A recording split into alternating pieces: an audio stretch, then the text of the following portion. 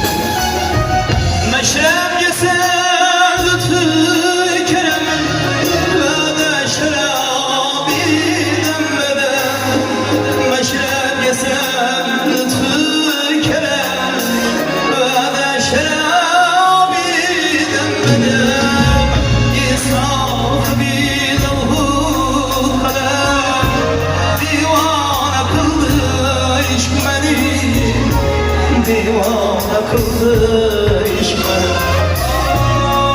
İnsafı bilahu kadar divana kıldı iş beni, divana kıldı iş beni. Bir kim yeteğini dostlarım divana kıldı iş beni.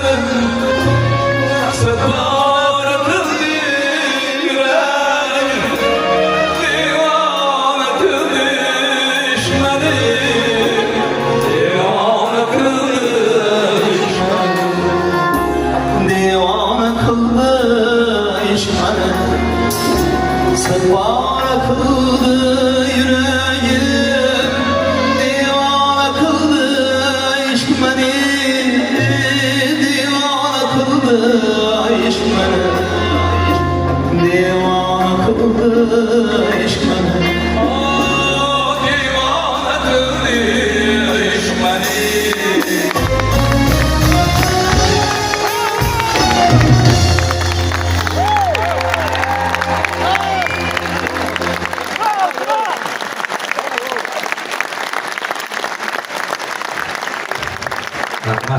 Rahmat. Bunlar bu sayın.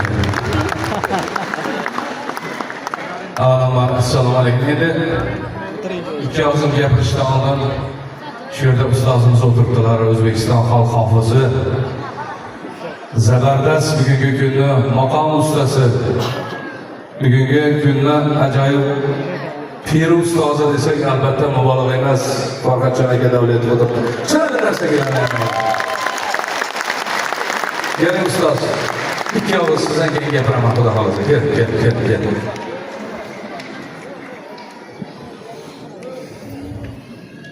Assalomu alaykum.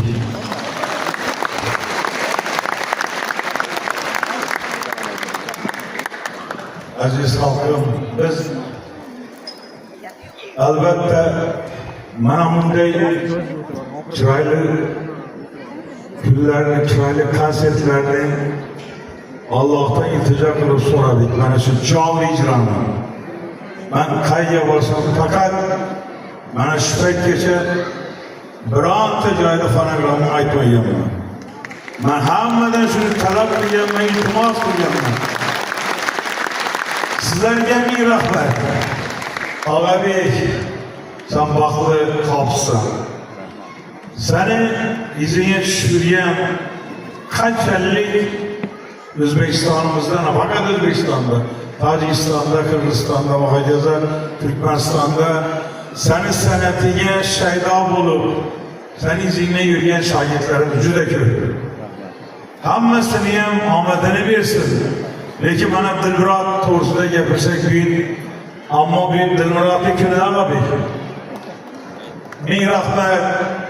Sizlarga rahmat.